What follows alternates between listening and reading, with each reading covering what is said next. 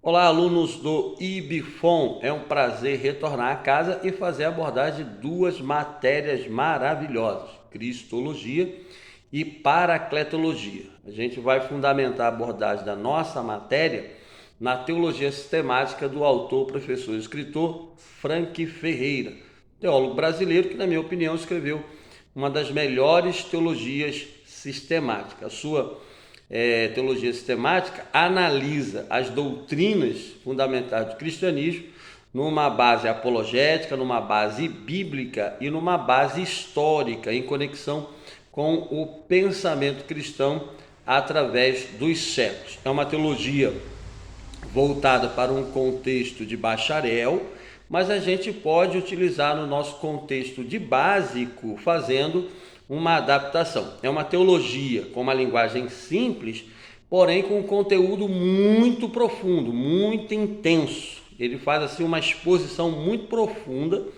das matérias da teologia sistemática. Então, para a gente abordar no nosso nível básico, o que a gente vai fazer? A gente vai fazer um apanhado geral das ideias principais dessas duas matérias, a Cristologia e a Paracletologia, para aplicar então no nosso básico. Eu tenho certeza que essa abordagem e esse material vai ser muito útil aí no desenvolvimento da nossa concepção cristológica e da nossa concepção da paracletologia. São duas doutrinas fundamentais para o desenvolvimento da vida cristã de maneira saudável e de maneira eficiente. Então, aí a gente tem a fundamentação da nossa matéria para a gente discorrer aí algumas aulas acerca dessa matéria. Hoje a gente está gravando essa aula aqui para fazer a introdução dessas duas matérias. Ele, o autor Frank Ferreira, aborda a cristologia e a paracletologia em 4 tópicos. Por exemplo, a cristologia ele aborda a pessoa de Cristo, a obra de Cristo no estado da humilhação, ou seja, a obra de Cristo na sua encarnação. Ele fala também da expiação e da ressurreição. Apesar de ter 4 tópicos na sua cristologia, o desenvolvimento que ele faz dessa matéria é intenso e não deixa nada de fora daquilo que diz respeito à cristologia.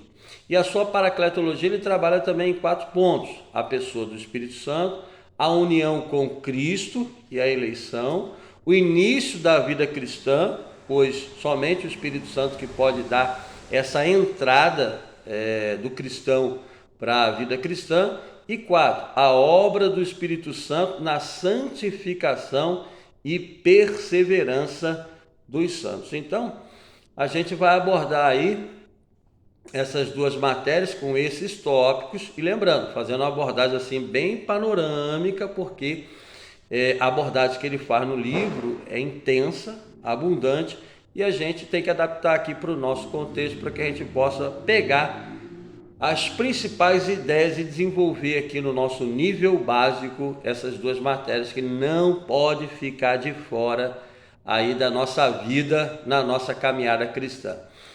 A devoção a Cristo e o serviço a Cristo depende de uma compreensão abrangente da doutrina de Cristo e da doutrina do Espírito Santo. E nessa aula introdutória que a gente está gravando aqui, a gente vai ficar no ponto referente à identidade de Jesus e à identidade... gravar aqui perto da rua é meio complicado porque o barulho vai acontecendo aí. A gente vai fazer nessa primeira aula introdutória a abordagem da identidade de Jesus e a identidade do Espírito Santo.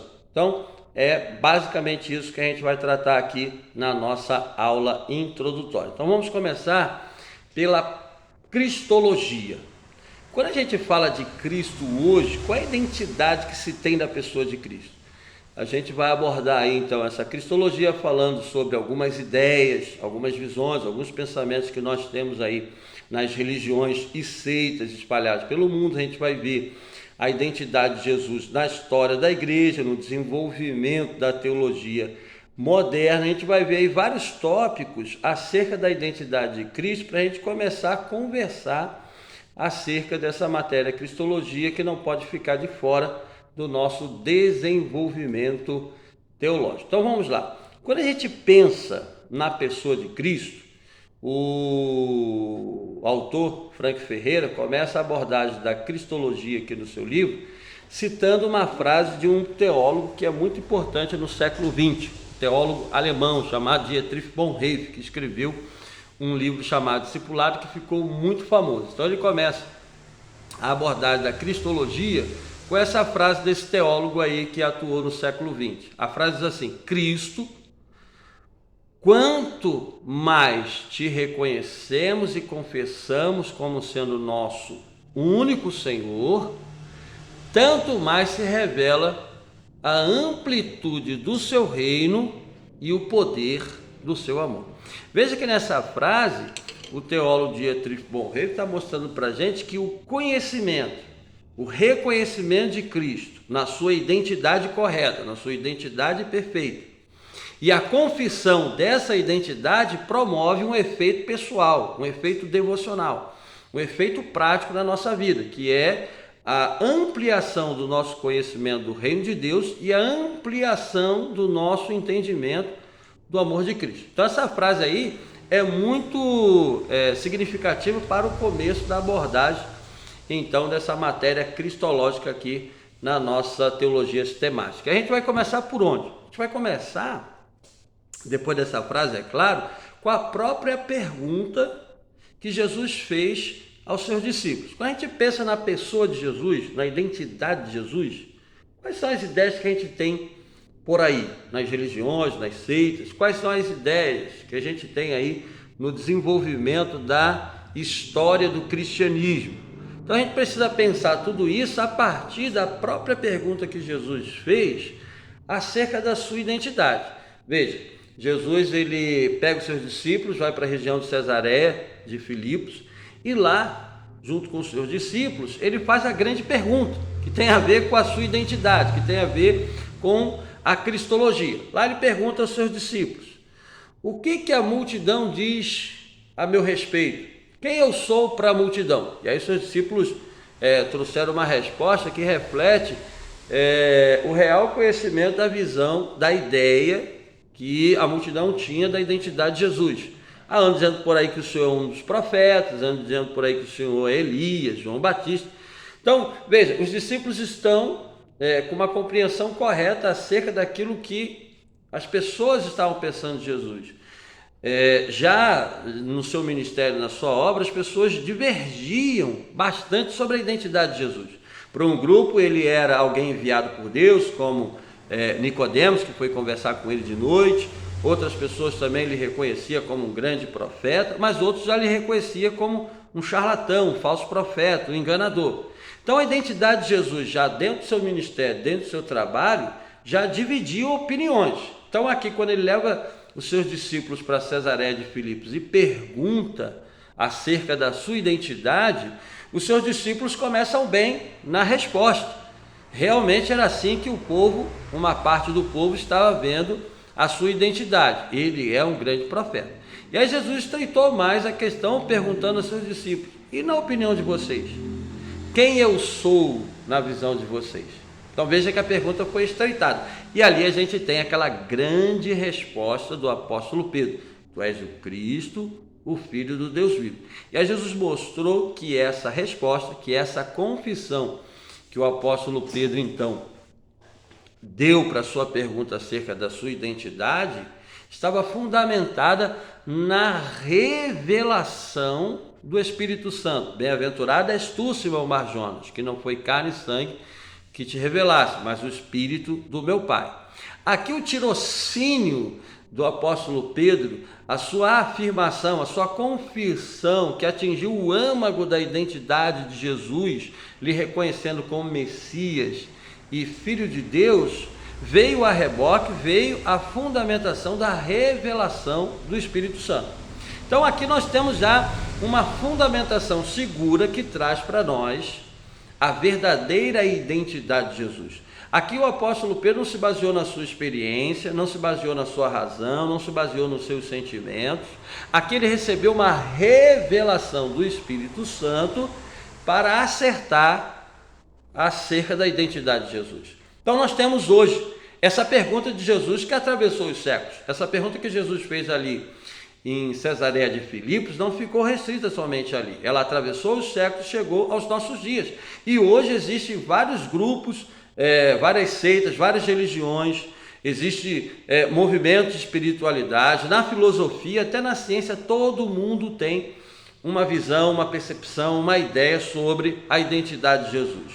Isso é fato porque a pessoa de Jesus marcou a história da humanidade em todos os sentidos, veja o tempo, antes e depois de Cristo. Ele marcou o tempo, marcou a história, marcou a civilização humana, e é claro que muita gente, muitos grupos, muitos movimentos vão trazer as suas ideias, as suas percepções, as suas visões acerca da identidade de Jesus. Mas aonde a gente tem um terreno seguro para fazer uma afirmação correta, genuína, que acerta em cheio na verdadeira identidade de Jesus, nós temos ainda a revelação de Deus. Assim como o apóstolo Pedro recebeu a revelação do Espírito para poder acertar a identidade do Mestre, nós temos também a revelação que Deus fez de si mesmo, que é a Escritura, para poder fundamentar a nossa visão, a nossa percepção correta acerca da identidade de Jesus. Então aqui a gente tem que colocar o terreno, e o pastor e o autor Frank Ferreira nos dá essa maneira de olhar, para que a gente possa começar bem a fundamentação da identidade de Jesus nesse terreno seguro que é a Escritura. Existem várias visões, várias posições, como a gente vai ver aqui, mas que não estão fundamentadas na Escritura. Se a gente quer acertar e se a gente quer transmitir uma verdadeira visão que corresponda de fato à identidade de Jesus, o começo sempre é as Escrituras. Mas olhando para as religiões, olhando para as seitas que há pelo mundo afora, qual é a visão, qual é a identidade que Jesus tem para esses grupos e para esses movimentos? Então vamos começar aqui. Por exemplo, quando a gente fala de Jesus aqui nas religiões e nas seitas, a gente começa aqui com o kardecismo. O que o kardecismo apresenta sobre a identidade de Jesus? Bom, olhando pelo próprio fundador do movimento, na verdade, o próprio personagem principal do movimento, Allan Kardec, o que Kardec falou acerca da pessoa de Jesus? Kardec, ele trouxe uma visão sobre a pessoa de Jesus, o kardecismo também como um todo, traz uma visão da pessoa de Jesus que o coloca como um modelo de verdadeira humanidade que nos ensinou a louvar o bem e o belo. Então, na visão do kardecismo, aqui esse primeiro movimento, essa primeira religião, Jesus é aquele exemplo de humanidade perfeita. E ele veio ao mundo para nos ensinar a louvar aquilo que é bom e aquilo que é belo. E não somente isso. Na visão do kardecismo, ele é aquele que nos ensinou a fazer e a viver com base na caridade. Então aqui a gente já tem, nesses movimentos, nessas religiões, nessas seitas, uma visão a respeito da identidade de Jesus. E na nova era, nas religiões orientais, o que se pode dizer acerca da identidade de Jesus? Nessas religiões e nesse movimento da nova era, Jesus, como diz aqui a própria colocação do livro do autor Frank Ferreira, aqui eu sublinhei a seguinte questão. Na nova era e nas religiões orientais, Jesus é um guru altamente desenvolvido que assumiu a natureza de Cristo. Ou seja, quem é Jesus? Jesus é um espírito evoluído. Jesus é um guru espiritual que recebeu o revestimento da natureza de Cristo no batismo.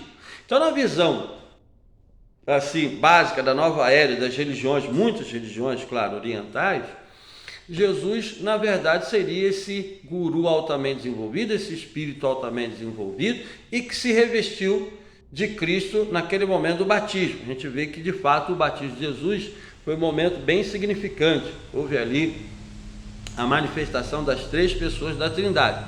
E a partir dessa concepção, eles apresentam a ideia sobre Jesus. E não somente isso. Eles dizem também que Jesus, na verdade, não é o único que foi revestido do Cristo, desse ser espiritual evoluído. Cristo também se encarnou em vários sábios, em vários líderes espirituais que passaram pela humanidade. Confúcio, Buda e entre outros tantos que encarnaram a natureza de Cristo e trouxe uma mensagem espiritual. Agora a gente dá um pulinho, por exemplo, no espiritismo de origem afro-brasileira. Quando a gente fala do espiritismo aqui, do sincretismo religioso, quando a gente fala desse espiritismo relacionado às religiões de matriz africana, o que eles pensam sobre Jesus, no sentido básico? É claro que a gente está fazendo uma abordagem aqui bem básica, bem panorâmica da coisa. No espiritismo afro-brasileiro, Jesus é tido como um Oxalá, uma divindade subordinada, criada por Orolum. Então, quando a gente olha aí para as religiões de matriz africana, o pensamento sobre a identidade de Jesus vai dentro dessa direção. Existe uma divindade suprema, uma divindade criadora, e essa divindade seria Orolum, e que criou 3 divindades subordinadas, e uma delas é Jesus. Então aqui Jesus, de acordo com Frank Ferreira na sua teologia sistemática, é apresentado como Oxalá, uma divindade menor criada pela divindade suprema dessas religiões de matriz africana. Dentro do contexto brasileiro, Candomblé, Quimbanda, Umbanda, enfim, são as religiões de matriz africana. Agora, dentro do islamismo, qual é a visão que se apresenta sobre Jesus? Quando a gente pensa no islamismo, qual é a ideia que eles trazem, basicamente falando, sobre a pessoa de Jesus? No islamismo, Jesus é apresentado como um grande profeta como Moisés, como Daniel, como Noé. Então você vai ver ali figuras do Antigo Testamento no Alcorão, sendo reconhecidas como profeta, e Jesus também é reconhecido como profeta, mas nunca, preste atenção, nunca como filho de Deus e nunca como divino. Falar de Jesus como filho de Deus e como divino é uma blasfêmia, e o Alcorão chega a evocar uma maldição para aqueles que dizem que o filho de Maria é divino, o divino filho de Deus. Então, para o Alcorão, para o islamismo, Jesus é um profeta e que mais tarde foi sucedido pelo grande e maior profeta de todos, que foi o profeta Maomé. Então aqui a gente vê basicamente a visão de religiões e seitas a respeito da identidade de Jesus. Veja que todo mundo tem uma proposta, uma percepção, uma ideia sobre a identidade de Jesus. Agora, dentro da história da igreja, quando a gente começa a pensar a identidade de Jesus, quando a gente começa a pensar a pessoa de Jesus, dentro da história da igreja, como que a igreja começou a ver, a desenvolver a identidade de Jesus? Veja, dentro do Novo Testamento a gente tem ali os dados da revelação que vão nos mostrar, que vão apontar na direção da identidade de Jesus. Porém, a cristologia, ela foi sendo desenvolvida a partir do momento em que os pais da igreja, aqueles primeiros teólogos que sucederam os apóstolos, começaram a refletir sobre a identidade de Jesus dentro de um contexto de perseguição, de heresias, dentro de um contexto de cismas e divisões dentro da igreja. Então, dentro desse contexto que os pais da igreja, que são aqueles primeiros líderes da igreja após os apóstolos, é dentro desse contexto que eles começaram a pensar a identidade de Jesus. E quando a gente olha para a história da igreja, como que a gente vai vendo o desenrolar da identidade de Jesus? Aí a gente pode dividir aqui na seguinte questão: nos 5 primeiros séculos, como que a identidade de Jesus foi vista? Então, o autor aqui, Frank Ferreira, divide a identidade de Jesus nos 5 primeiros séculos da igreja da seguinte maneira. Primeiro, ele apresenta aqueles grupos que negaram a sua divindade. Na verdade, são aqueles grupos, está aqui, ó, a identidade de Cristo na história da igreja. os negadores da humanidade de Cristo. Vamos começar por aqui. Vamos começar então pelo lado da sua humanidade. Dentro da história da igreja, então, tem aqueles grupos que olham para Jesus e faz a negação da sua natureza humana, ressaltando apenas a sua natureza divina. Então, na concepção desses grupos, Jesus tem então uma natureza divina e aí eles desprezam, por outro lado, a sua natureza humana. Quem são esses grupos? O primeiro desses grupos que vão fazer a negação da humanidade de Jesus são os docetistas. Os docetistas são aqueles que diziam que Jesus, na verdade, ele não tinha um corpo real. Ele tinha um corpo aparente.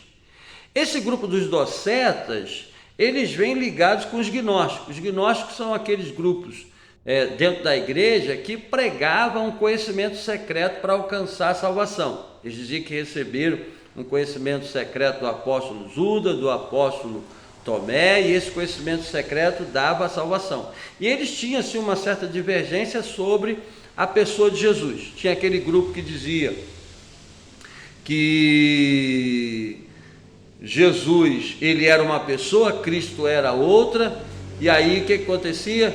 O Cristo, ser espiritual, veio, habitou Jesus no batismo e habitou Jesus até a sua morte na cruz, e quando Jesus morreu na cruz, o Cristo abandonou Jesus e deixou Jesus morrer na cruz. Eles não conseguiam aceitar que Cristo e Jesus era a mesma pessoa. Então eles faziam a divisão, dizendo que Cristo era o ser espiritual e Jesus era o ser humano. Já os docéticos diziam o seguinte: olha, Jesus ele não tinha um corpo humano. Jesus ele só tinha uma aparência de corpo humano. Porque na concepção desses docéticos, a palavra vem de doquel, parecer, por isso que é docetismo, parece ter um corpo humano, mas não tem. É apenas um fantasma, um holograma, é apenas uma aparência de corpo real, mas não é. Esses grupos pensavam assim porque eles diziam que a matéria era má e o espírito era bom. Se Jesus era bom e tinha a matéria má, isso não combinava na sua percepção da pessoa de Jesus. Então eles afirmavam que Jesus na verdade só tinha uma aparência de corpo. Então o que eles estão negando aí? Eles estão negando a humanidade real de Jesus e ressaltando a sua divindade. O segundo grupo vem através de um bispo chamado Apolinário, lá no início da história da igreja. Apolinário dizia que Jesus, ele tinha sim um corpo humano, mas a sua alma dentro dele era uma alma divina. Então Jesus, no conceito de Apolinário, não era 100% humano. Ele tinha um corpo humano, mas ele tinha uma alma divina. Aqui novamente, a negação da sua humanidade. Outro grupo que negou a sua humanidade veio através de um monge chamado Eutico, lá de Constantinopla. A sede, Constantinopla era a cidade sede da porção oriental do Império Romano. Então esse monge era muito popular, muito famoso, era um monge erudito, muito conhecedor.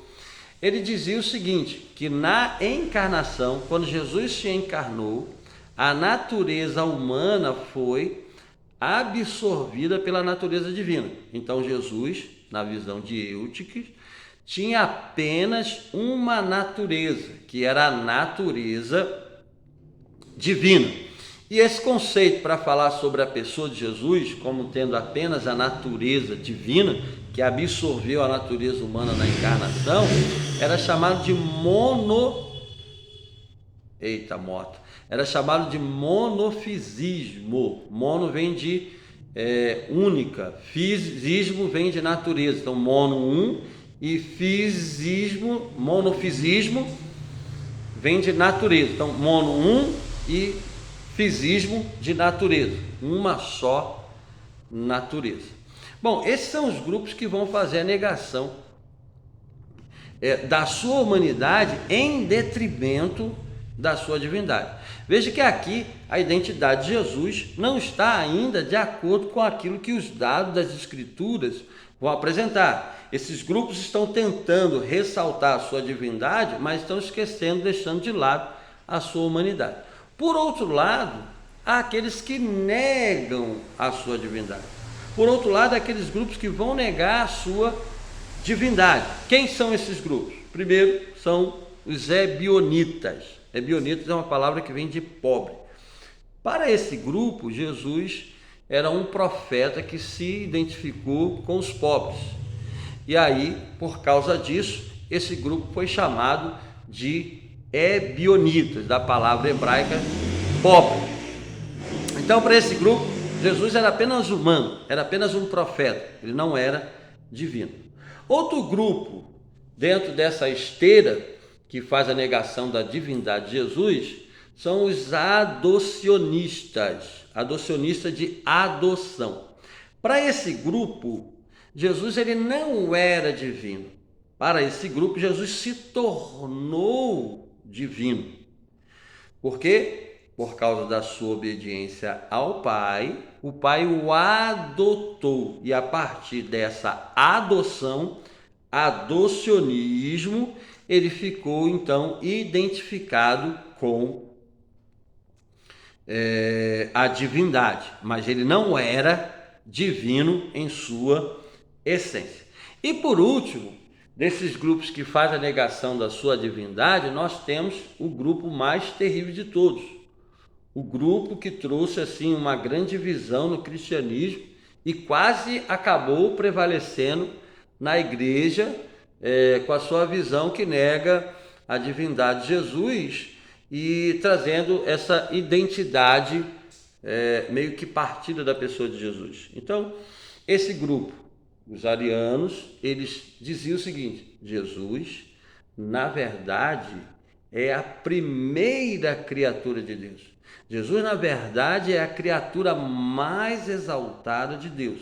Então, para Ário, que era um bispo, que era um presbítero de Alexandria no Egito, enquanto seu bispo principal, chamado Alexandre, estava fazendo uma pregação sobre a Trindade, afirmando a Trindade, ele se levantou contra essa pregação e a partir daí rolou um grande cisma, uma grande divisão na igreja e surgiu esse grupo, os arianos, que vem de Ário, fazendo a negação da divindade de Cristo. Mas é preciso lembrar que Ário estava querendo salvaguardar a unidade de Deus. O medo dele era de cair no politeísmo. Então veja, com o desejo de defender o monoteísmo, ele acabou caindo para o outro extremo de negar a divindade de Cristo. Foi um grande período de divisão na igreja, nasceu até um concílio, o concílio de Nicéia, para tratar dessa questão. Apesar de ter sido condenado no concílio de Nicéia, o arianismo continuou circulando pela igreja e várias igrejas se tornaram arianas e ficou uma grande divisão dentro do cristianismo. Várias igrejas arianas e várias igrejas seguindo uma visão mais ortodoxa da identidade de Jesus, ou seja, baseado numa doutrina que reconhece então também a divindade de Jesus. Então esses grupos que eu apresentei aqui são esses grupos que vão fazer a negação da sua divindade. Então olha como é que o conflito, olha como é que a controvérsia dentro da igreja acerca da identidade de Jesus foi uma controvérsia que durou bastante tempo. Veja que o assunto era importante, eles debatiam essa questão e tentavam chegar a um consenso sobre a identidade real de Jesus. Até que chegou o quinto século e trouxe uma definição sobre as duas naturezas de Jesus. No quinto século, no ano de 451, aconteceu o concílio de Calcedônia, que é o quarto concílio ecumênico da igreja, o quarto concílio universal. O primeiro foi Nicéia, o segundo foi Constantinopla, em 381, terceiro foi o concílio de Éfeso, 431, e quarto, o concílio de Calcedônia. Esse concílio trouxe uma definição correta sobre a verdadeira identidade de Jesus. Esse concílio, então, afirmou que a identidade de Jesus, a verdadeira identidade de Jesus, comportava duas naturezas. Ele era uma pessoa com duas naturezas. E eu quero ler aqui, por exemplo, a definição que esse concílio trouxe acerca da identidade de Jesus. Concílio é uma assembleia geral dos líderes da igreja. Teve 7 concílios universais. Eles se reuniram para tratar vários temas da doutrina cristã. E esse quarto concílio, que é o concílio de Calcedônia, que é o concílio que hoje nós seguimos a sua definição da natureza de Jesus, ele diz assim, na sua definição: fiéis aos santos pais, que são os pais da igreja, todos nós, perfeitamente unânimes, ensinamos que devemos confessar um só e mesmo Filho, nosso Senhor Jesus Cristo, perfeito quanto à divindade e perfeito quanto à humanidade. Veja que esse concílio, então, é o concílio que retrata aquilo que nós confessamos hoje, confessa a humanidade e a sua divindade. Verdadeiramente Deus, verdadeiramente homem, constando de uma alma racional e corpo. Aqui essa definição está batendo em Apolinário. Apolinário dizia que ele tinha um corpo humano e uma alma divina. E aqui está dizendo, não, ele tem uma alma racional, a alma dele é humana, o corpo dele é humano, consubstancial segundo a divindade, consubstancial a nós, segundo a humanidade, em todas as coisas semelhantes a nós, excetuando o pecado, gerado segundo a divindade antes dos séculos pelo Pai, segundo a humanidade por nós e para a nossa salvação. Agora veja, gerado da Virgem Maria, Mãe de Deus. Talvez seja assustador para você pensar nessa definição, Maria, Mãe de Deus. Sim, quando esse concílio definiu que Maria é Mãe de Deus, queria ressaltar que Jesus já dentro do ventre de Maria era Deus, já era divino. Então o concílio deixou claro aqui que Jesus já é divino desde o ventre de Maria. Então quando coloca aqui Virgem Maria, Mãe de Deus, quer exaltar Jesus dentro do ventre de Maria já como Deus. Um só e mesmo Cristo, Filho, Senhor e unigênito, que deve ser confessado em duas naturezas, inconfundíveis, imutáveis, indivisíveis, inseparáveis. A distinção das naturezas de modo algum é anulada pela união. Veja, aqui já é numa batida em Eutico, que dizia que a sua natureza divina acabou absorvendo a natureza humana na união, na encarnação, mas na verdade nenhuma natureza anulou a outra, pelo contrário, as propriedades de cada natureza permaneceram intactas, correndo para formar uma só pessoa e substância, não dividido ou separado em duas pessoas, mas um só e mesmo Filho unigênito, Deus, Verbo, Jesus Cristo, Senhor, conforme os profetas outrora a seu respeito testemunharam, e o mesmo Jesus Cristo nos ensinou, e o credo dos pais nos transmitiram. Então aqui, esse quarto concílio lá no quinto século, 451, trouxe uma definição da verdadeira identidade de Jesus.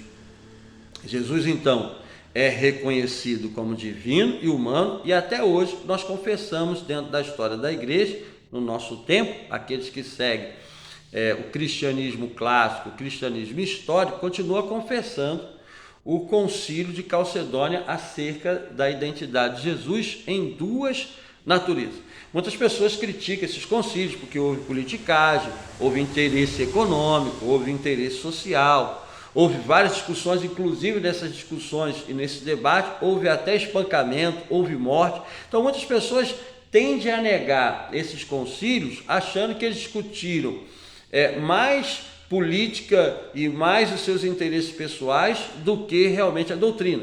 É claro, se a gente for olhar para a história desses concílios, houve muito erro, muito equívoco, interesse econômico, interesse político, interesse social, jogada de poder por detrás de muitas questões, mas a verdade é que Deus sempre usou homens imperfeitos na sua igreja, entre o seu povo, para o desenvolvimento da sã doutrina através dos séculos.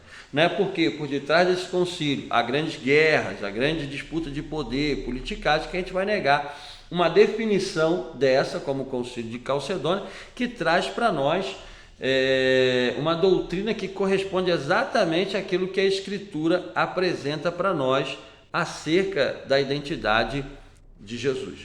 E quando a gente olha para dentro da Bíblia, o que a gente encontra dentro da Bíblia acerca da identidade de Jesus? Ali estão os dados que vão compor a doutrina acerca da pessoa de Jesus. E olhando para a Bíblia, a gente encontra dentro do Antigo Testamento algumas colocações e alguns textos que vão apresentar a pessoa de Jesus já num nível elevado, antes mesmo da sua encarnação. Por exemplo, no Antigo Testamento, ele é colocado ali como semente da mulher, como a gente tem lá em Gênesis 3,15, o anjo do Senhor, o Emanuel, o Deus conosco, aquele que nasce de uma virgem, o príncipe da paz, o Deus forte, o conselheiro.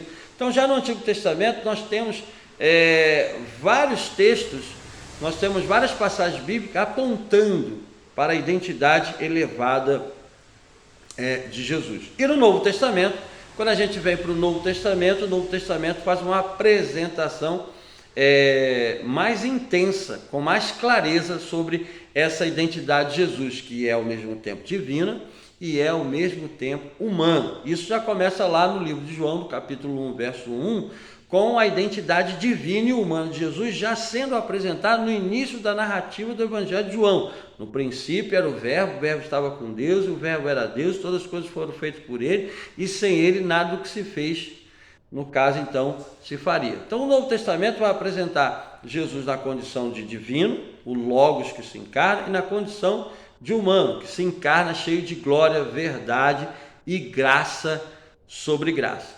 O Novo Testamento vai apresentar Jesus também como o Filho do homem, o Filho de Deus, o Rei, o Sumo Sacerdote, o Profeta, o Kyrios, cuja palavra significa Senhor, que identifica com Yahvé no Antigo Testamento. Então, essas passagens do Novo Testamento, dentro do contexto bíblico, já vão apresentar também a identidade de Jesus nessas duas direções, a sua identidade divina e a sua identidade humana. Agora, olhando para uma questão que precisa ser colocada sobre a identidade de Jesus, a gente leva agora o pensamento para a teologia quenótica. O que é a teologia quenótica? A teologia quenótica é a teologia do esvaziamento. É aquela que se baseia lá em Filipenses capítulo 2. Capítulo 2, a partir do verso 5. Ele, subsistindo em forma de Deus, não usou por usurpação ser igual a Deus, antes esvaziou a si mesmo e assumiu as formas de servo.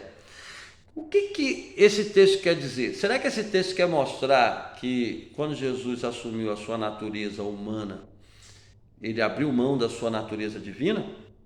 A teologia quenótica, ou seja, a doutrina quenótica, ensina que na encarnação, quando Jesus se tornou homem, ele abriu mão dos seus atributos divinos. Ele se esvaziou dos seus atributos divinos para se tornar humano.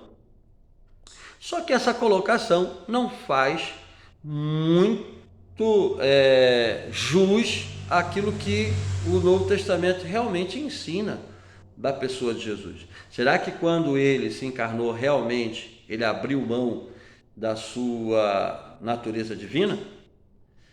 O que aconteceu então de fato na encarnação? Será que a teologia quenótica, que diz que ele abriu mão dos seus atributos divinos, é uma doutrina correta acerca da pessoa de Jesus, que reflete realmente a verdadeira identidade de Jesus?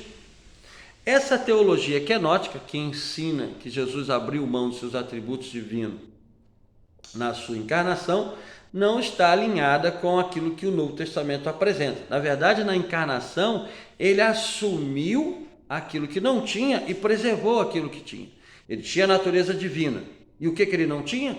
A natureza humana. E quando acontece a encarnação, ele assume uma nova natureza que até então ele não tinha, a natureza humana. Então ele preserva os atributos da natureza divina e assume a natureza humana com seus atributos e passa a viver de maneira misteriosa. Claro que a gente não tem como dissecar o mistério da encarnação, e passa a viver de maneira misteriosa com essas duas naturezas em uma única pessoa. Então a teologia quenótica, que ensina o esvaziamento no sentido de ter abandonado os atributos da natureza divina, não está propriamente de acordo com o sentido geral das Escrituras. Então, Jesus, ele sentiu sede como Deus homem, ele morreu na cruz como Deus homem, ele andou sobre o lago como Deus homem. As duas naturezas estão ali, com seus atributos preservados. Como que se explica isso racionalmente? É claro que nós não temos uma linguagem racional para poder dissecar esses mistérios, mas tentar negar os atributos da natureza divina na sua encarnação significa seguir numa direção não correta e não ortodoxa, ou seja, a doutrina correta acerca da sua natureza. Então a gente pode pensar também, quando fala da natureza e da ideia de identidade de Jesus na história da igreja, a gente pode pensar também na teologia liberal. Quando a gente pensa na teologia liberal, a gente pensa numa teologia que fez uma reviravolta na identidade de Jesus. Até então, desde que foi definido a identidade de Jesus como tendo duas naturezas, na Idade Média, a Igreja Católica continuou afirmando isso, na Reforma, os reformadores continuaram afirmando veementemente a sua identidade divina humana. Não teve alteração dentro dessa questão cristológica. Mas quando veio a teologia liberal, a teologia moderna, houve uma reviravolta. Porque a teologia liberal acabou se harmonizando mais com o pensamento moderno do que com o pensamento bíblico e com o pensamento do cristianismo clássico. Visto que a teologia liberal passa a se fundamentar no pensamento moderno e na cultura moderna, ela começa a olhar para a identidade de Jesus de maneira diferente, como vinha sendo olhada desde então, desde lá dos primeiros séculos. Então, a teologia liberal passa a ver Jesus como um homem, assim como um de nós. E dizia que a única diferença, e diz na verdade que a única diferença entre a pessoa de Jesus e nós, seres humanos, é a sua profunda consciência a respeito de Deus. Então, em Jesus, a única coisa que era diferente era essa profunda consciência da dependência de Deus. E a morte dele na cruz não foi uma morte de substituição, foi a morte para dar o exemplo de sacrifício pela causa de Deus. Então, para a teologia liberal, que se baseou no pensamento moderno, Jesus, na sua identidade, já não é mais divino e já não é mais humano, é apenas humano com uma consciência profunda acerca de Deus. E aqui a gente tem um ponto interessante para observar, porque essa consciência de Deus era um novo fundamento da teologia. Até então a teologia se fundamentava na Escritura, na revelação que Deus fez de si mesmo. Quando veio a teologia liberal e se fundamentou mais no pensamento moderno do que no pensamento bíblico, eles começaram a dizer que o verdadeiro fundamento, a verdadeira metodologia de fazer teologia era a consciência humana, baseado nas suas sensações, nos seus sentidos e na sua razão. A partir daí a teologia começou a ser feita de baixo para cima. É a opinião do homem acerca de Deus que constitui a produção teológica. E com essa visão, é claro que a identidade de Jesus vai ser mudada. Jesus deixa de ser divino e passa a ser puramente humano. Veja que no decorrer da história da igreja, a gente tem várias posições que foram se desenvolvendo sobre a identidade de Jesus. Mas, ainda assim, a gente precisa preservar aquilo que diz respeito à verdadeira identidade de Jesus, como diz as Escrituras, em conexão com toda a tradição da teologia cristã clássica, definida lá no Concílio de Calcedônio no ano de 451 e que desde então passou a vigorar dentro do pensamento cristão. Então, quando a gente fala da aplicação prática, o Frank Ferreira vai entrar na aplicação prática dessa colocação da pessoa de Jesus. Quando a gente fala da identidade de Jesus nesse desenvolvimento, dentro da história da igreja, que ficou definido como duas naturezas, e depois houve uma reviravolta pela teologia moderna que abriu mão dessa identidade de Jesus, dessa visão bíblica e histórica da pessoa de Jesus. Hoje, dentro desse contexto de reflexão sobre a identidade de Jesus, qual é a aplicação prática que a gente pode fazer da cristologia? Quando a gente pensa na cristologia no contexto prático, o que a gente pode colocar aqui? Veja, eu escrevi aqui algumas coisas que o Frank colocou no livro. Aplicação prática, com base em Karl Barth, um grande teólogo também da igreja ali no século XX, finalzinho do século XIX, século XX.